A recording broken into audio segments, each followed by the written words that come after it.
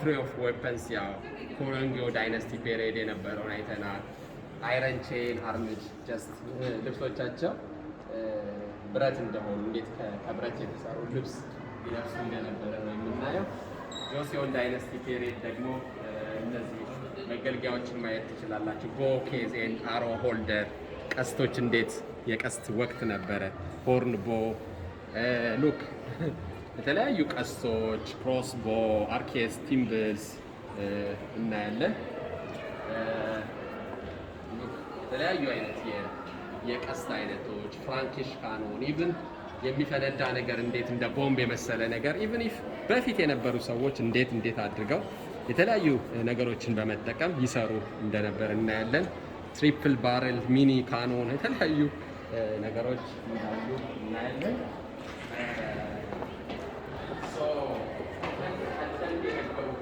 የጦርነት ታሪኮች እነዚህ ጀልባዎች ግሬት ታሪክ ፔሪድ ያውቃሉ።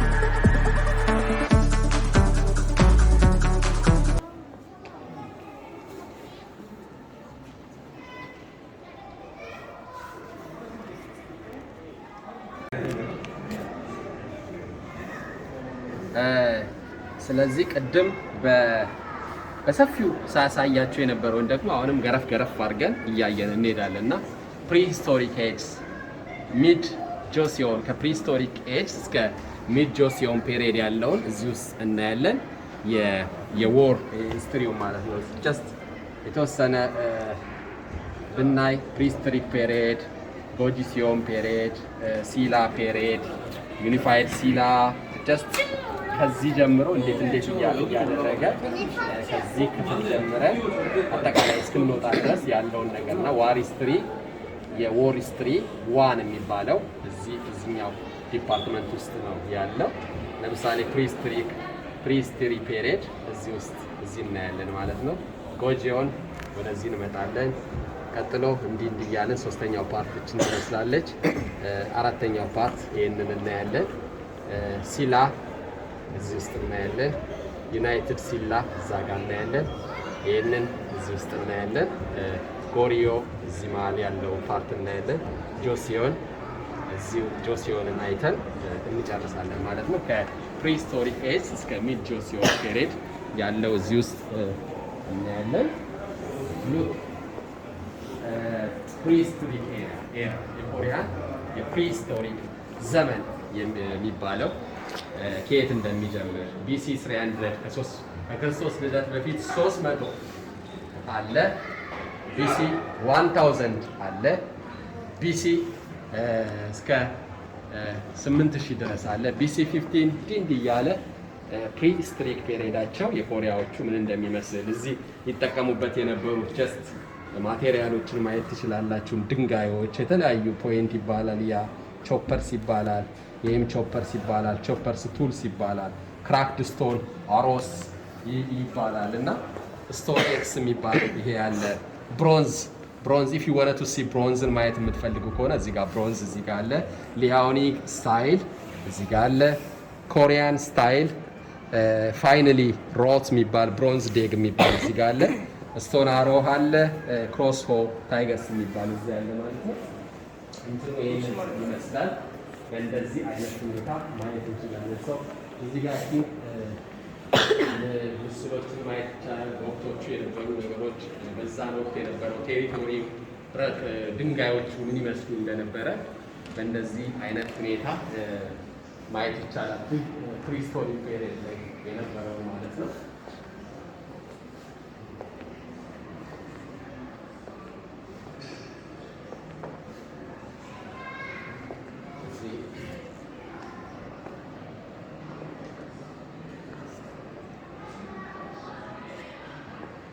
የተለያዩ እንስሳቶች ያው የቶፖግራፊ ይመስላል። ፓሊዮቲክ ኒዮቲክ ቱልስ ያው እንዳለ የመገንቢያ ቀስቶቹ የመሳሰሉት ነገሮች እዚህ ማየት እንችላለን። ዲፌንስ ፋሲሊቲ የዲፌንስ ፋሲሊቲ የበፊት ሰዎች ወይም በፊት ጊዜ ምን አይነት ዲፌንስ ፋሲሊቲ ነው የሚጠቀሙት? ሉክ ኢትስ ፖሲብል ቱ ሲ ላይክ ዚስ። ይህንን መመልከት ይቻላል። ያው ዙሪያውን በእንደዚህ አይነት ሁኔታ የተለያዩ ጌቶች ተሰርተው ግን አጥር ተሰርተው ሰዎች እንዴት አድርገው እንደሚኖሩ እንመለከታለን።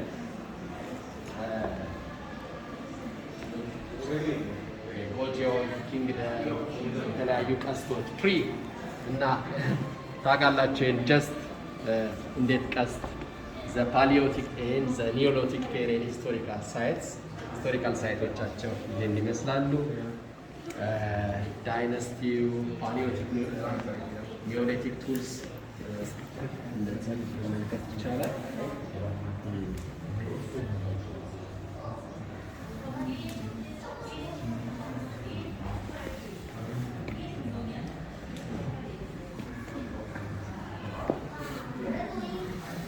ፖሊሽድ ስቶን ስፒር እና የድንጋይ ቀስቶች የሚባሉ እነዚህ ማየት ይቻላል። ጫፏ ላይ ያው በእንደዚህ አይነት መልኩ ቴክኖሎጂው እንዴት እያለ ያው ወደ ሞደርናይዜሽን መጥቷል። ግን ፕሪሚቲቭ ሶሳይቲ ወይም በፊት ያሉት ሰዎቻችን እንዴት አድርገው ራሳቸውን ዲፌንድ እንደሚያደርጉ ከጠላቶቻቸው እንደሚከላከሉ ማየት ይቻላል። ይሄ ቀጣዩ ጎጂዮስ ኪንግደም ነው። The first ancient kingdom in the Korean history የቀደምቱ ነው።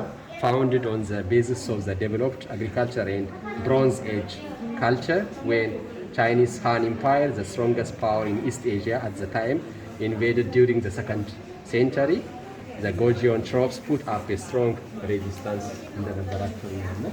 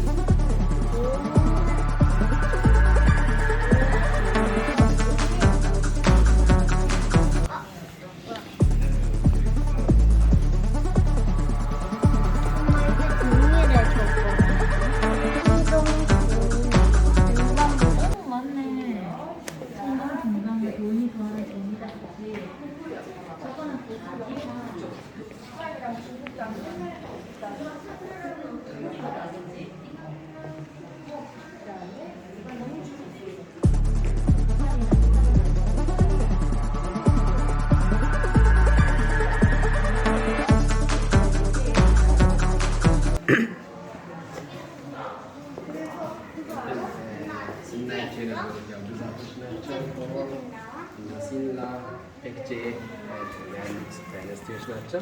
ዘ ስሪ ኪንግደም ፔሪየድ የሚባለው ይሄ ነው ማለት ነው። ዘ ስሪ ኪንግደም ፔሪየድ refers to the period when Goryeo, Baekje and Silla coexisted አብረው የሆኑበትን ነው። occupied the vast territory in Manchuria and the northern part of the Korean peninsula just የመሳሰሉት አጠቃላይ ቅድም ስንዘረዝራቸው የነበረው እነዚህ የተለያዩ ኪንግደሞች አብረው እንዴት እንደነበሩ የምናይበት ነው።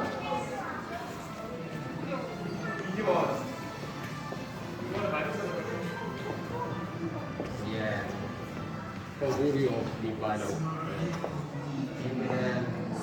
ሚሊተሪ ሲስተማቸው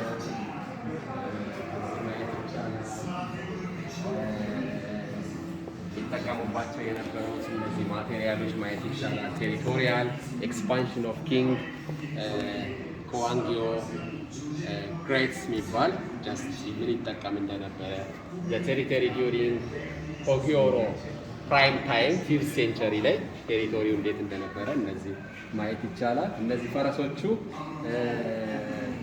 ይለብሷቸው የነበረ ኢቭን ኢፍ ጉዳት እንዳይደርስባቸው ተመልከቱ። በብረት የተሰሩ ነገሮች ፈረሶቹን ከላይ አስታጥቀው ሲዋጉ የነበረበት ወቅት ነው። ቀስቶችን በመያዝ ኢቭን ሰዎች የሚለብሷቸው ልብሶች ሁሉ በእንደዚህ አይነት ሁኔታ ጥይት እንዳያስገቡ ኖት ቀስት እንዳያስገቡ ሞሮፍ እንትኑ በቀስት ስለሆነ ይደረግ የነበረው በእንደነዚህ አይነት ማቴሪያሎች እሱ እንዳይገባ አድርገው የሚጠቀሙባቸው ማቴሪያሎች ናቸው።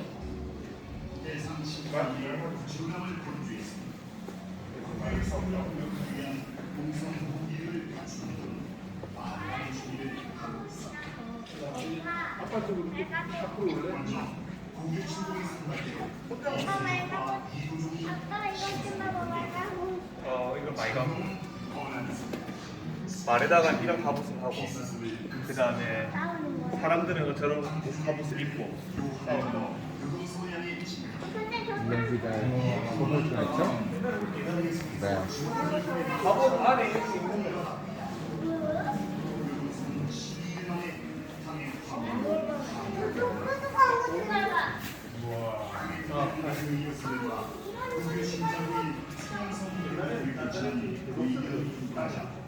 አባላሪ እንዲሁም እነዚህ ይቻላል።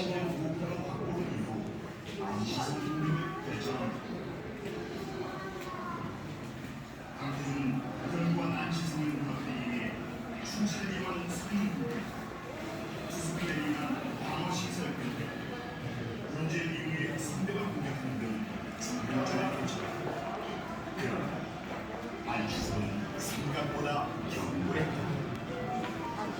이에 당부중은 특단의 조치로 안시성이 함락되면 약탈을 허용하겠다는 선언을 이래저래 된 안시성은 더욱 결사항전으로 쌓였다. 결국 당부중은 부추에 또한 총인원 50여만 명을 동원해 안시성이 내려다볼 수 있도록 토산을 쌓았다. 토산에 오른 등에 የባትል ኦፍ ፋንሲ ፎርትረስ የሚባል እንዲህ ማየት ይቻላል። የምሽግ ከሌላዎችም ጦርነት እያደረጉ ነበረ። 하늘은 때마침 비를 내려 급기야 지반이 약해진 토사는 부르짖어 내렸다. 이때를 놓치지 않고 고구려 부른 토산을 점령하여 방어 시설을 구축했다. 결국 강태종은 3개월간의 공격에도 불구하고 안시성을 함락하지 못한 채 승과 식량 부족으로 물러났다. 고구려 공격은 끝내 실패로 돌아갔다. 이후 강태종은 안시성 전투에서 패하고 돌아온 지 4년 후 죽음을 앞두고 고구려 공격을 그만두라는 유언을 나갔다. 안시성 전투야말로 민관군이 펼친 결사홍전의 총력전이 고구려를 지휘한 최후의 결전.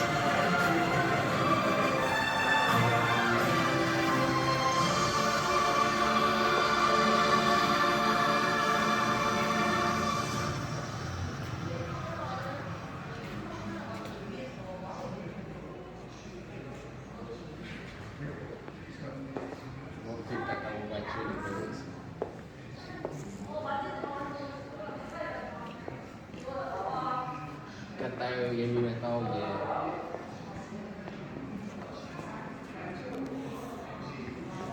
ስለዚህ የማይክ በሱ ብዛት ጊዜ ደግሞ የሚሊተሪ ሲስተማቸው ደግሞ እነሱን እንደሚመስል እንደዚህ አይነት ሁኔታ ተቀምጧል። የሚጠቀሙባቸው ማቴሪያሎች ስወርዶቻቸው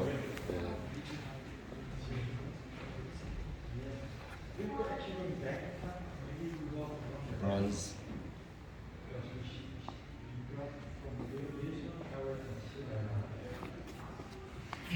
የተለያዩ ፓውስ ቀስቶቻቸው ሂስትሪ ኦፍ ዘ ትሪ ኪንግደምስ በእንደዚህ ሁኔታ አለ። ዘ ባትል ኦፍ ዳኢያ ፎርትረስ የሚባል እነዚህ ዳኢያ ፎርትረስ ምሽጋቸው ወይም ዲፌንሳቸው ወላቸው ይህንን ይመስላል። የባትል ኦፍ ዳኢያ ሲሆን ግን ማየት ቢቻል By 642, King Elijah of Betcha had conquered some 40 fortresses of Sheila and formed an alliance with Cogre. to attack the major transportation bases of Shilla, Tang Dynasty. The Allied forces initiated a full-fledged attack on the strongholds of Shilla.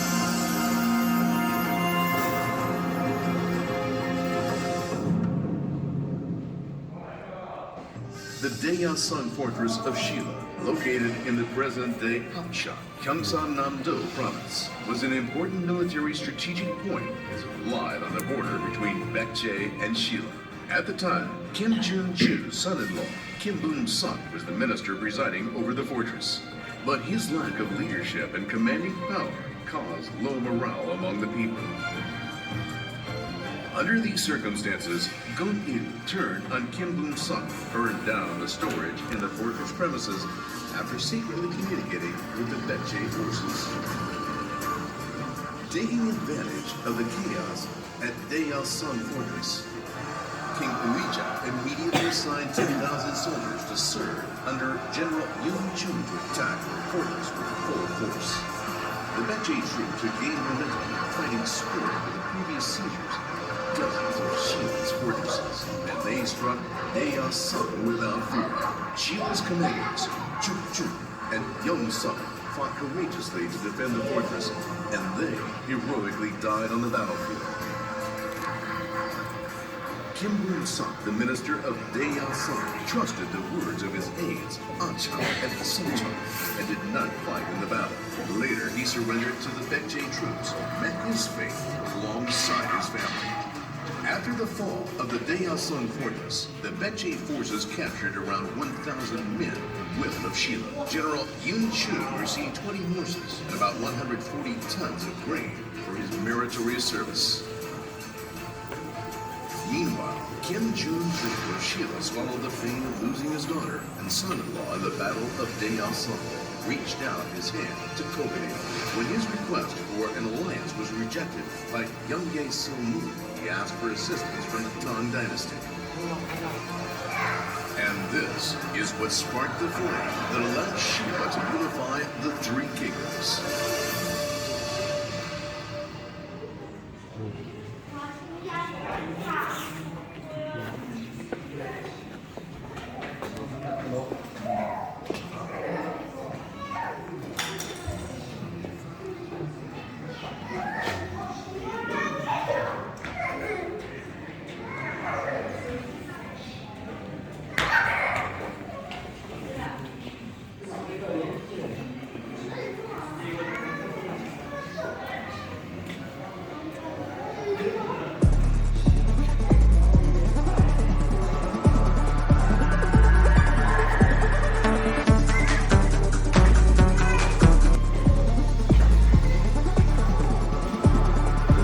ሁሉም የተለያዩ የጦርነት ታሪኮች ናቸው።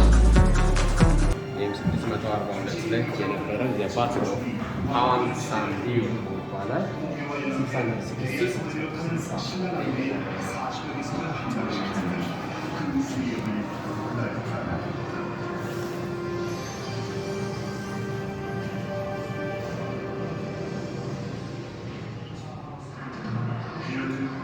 백제 양령이 날로 거세지자 이에 당황한 신라는 김춘추로 하여금 당과의 적극적인 외교 관계를 강화해 나갔다.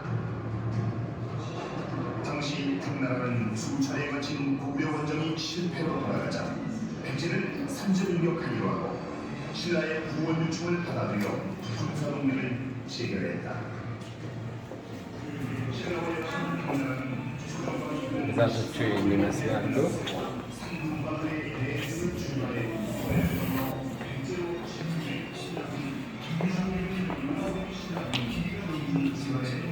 ይሄ ደግሞ የሲላ ነው፣ ቀጣዩ ኪንግደም ነው። በእንደዚህ አይነት መልኩ እነዚህ የሚጠቀሙበትን ነገር ሁሉ በእንደዚህ አይነት መልኩ ማየት ይቻላል።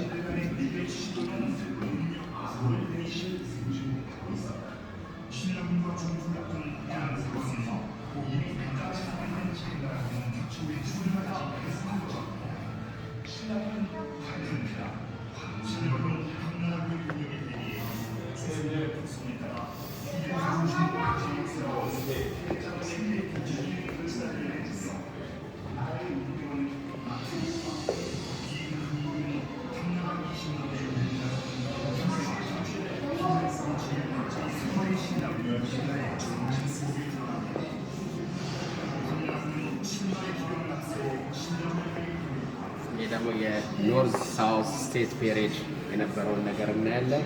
The North South State period refers to the period when the unified Silla and Balai coexisted. After Goryeo was toppled, this southern territory just ሁለቱ እንዴት አንድ ላይ ሆነው ሳውዝ ኤንድ ማለት ኪንግደሞቹ አብረው የነበሩበት ጊዜ ማለት ነው። የኖርዝ ሳውዝ ስቴትስ ፒሪየድ የሚባለው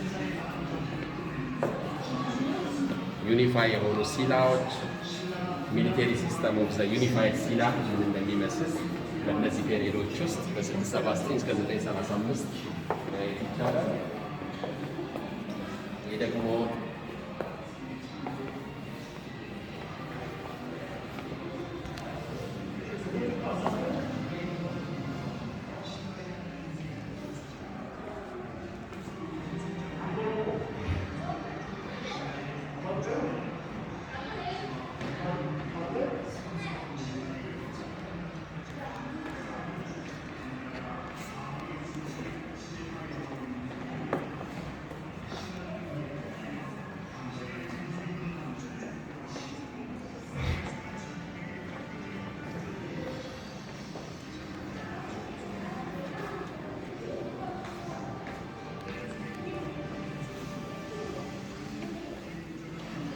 ዋርሺፖች ናቸው እነዚህ። በእነዚህ ኪንግደሞች ወቅት የነበሩ የጦርነት ሺፖች ጀስት መርከቦቻቸው ናቸው ጦርነት የሚያካሂዱበት። እነዚህ ደግሞ የዎደን ፌንስ ዲፌንድ የሚያደርጉበት በእንጨት የተሰሩ እንትኖች ናቸው።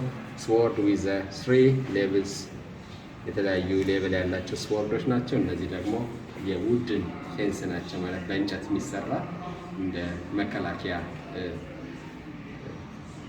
መከላከያዎች ናቸው። ምሽጎች ማለት ይቻላል በእንጨት የተሰሩ እንደገናም ደግሞ የሚደረጉ ነገሮች ናቸው።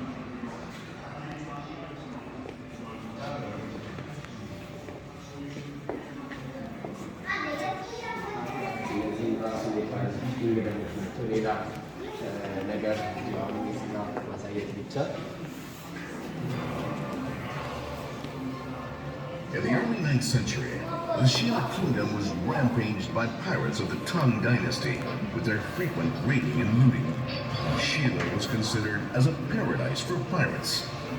A lot of Shilla's citizens were captured by pirates and sold off as slaves, suffering miserable lives. A physically imposing general of Tang China was watching these slaves in agony, feeling shocked and buried in deep thought.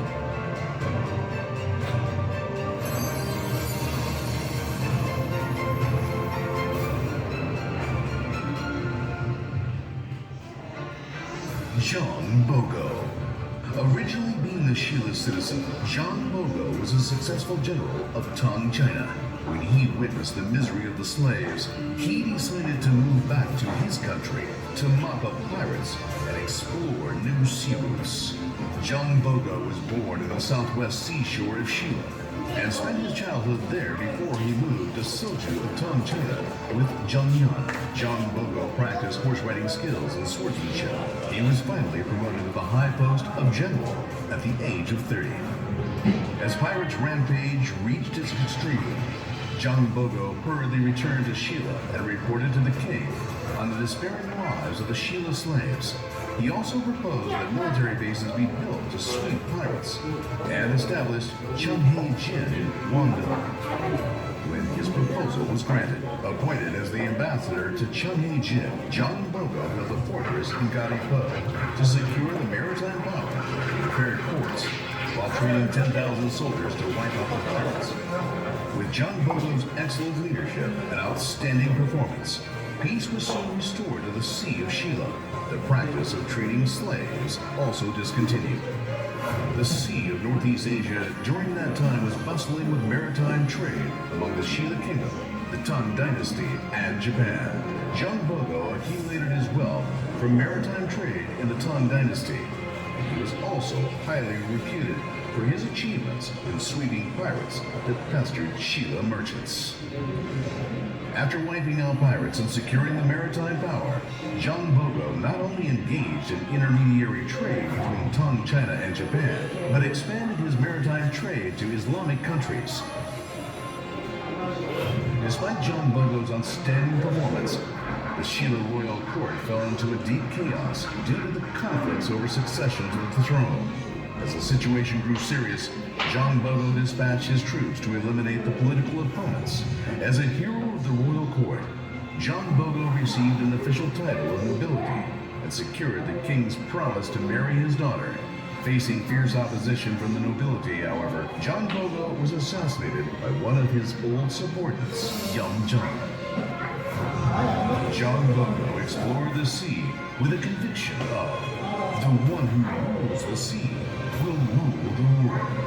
He was a maritime king, as well as a king of international trade, who ruled the sea 1,100 years ago.